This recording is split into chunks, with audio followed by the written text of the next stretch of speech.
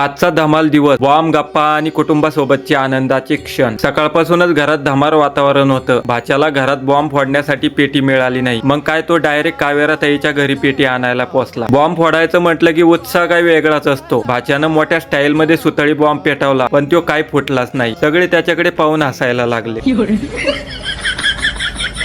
दुसऱ्या बाजूला हे भाऊ मला पाहताच पळायला लागला. काय झालं काय माहिती. यानंतर दुसरा भांजा म्हणाला, आता मी बॉम्ब फोडतो, पण त्याच्याकडूनही बॉम्ब फुटला नाही. त्यामुळे बॉम्ब पेक्षा आमचं हसणंच जास्त फुटत होतं.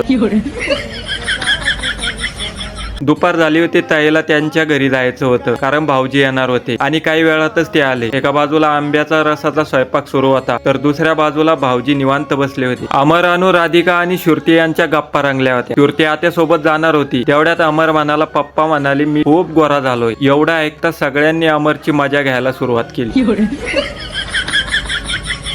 मी आज जाऊन भाऊजी सोबत थोड्या गप्पा मारल्या. तोपर्यंत स्वयंपाकही तयार झाला होता आणि ताटही वाढले होते. छान जेवण झाल्यावर बाहेर आलो. अधिक मास असल्यामुळे ताईने आईची ओटी भरली. घरातलं ते सुंदर आणि पारंपरिक वातावरण मनाला खूप भावलं. इतक्यात भाऊजींचा आवाज आला, चला पटकन उशीर होईल. मग ताई, अमर, अनु आणि श्रुती गाडीत बसले. भाऊजी तर आधीच गाडीत बसून तयार होते. त्यांना निरोप द्यायला घरातील सगळे बाहेर आले होते. हाय बाय करत त्यांनी गाडी वळवली आणि त्यांच्या प्रवासाला सुरुवात झाली. त्यांना निरोप देऊन मी पुन्हा घरी आलो आणि तिथून थेट शेतात गेलो. बकऱ्यांचा चारा पाणी करून दिवसाचा शेवटचं काम पूर्ण केलं. असा हसत खेळत कुटुंबासोबतचा आनंददायी भरलेला दिवस मनात सुंदर आठवणी ठेवून गेला. ब्लॉग मध्ये पुन्हा भेटूया.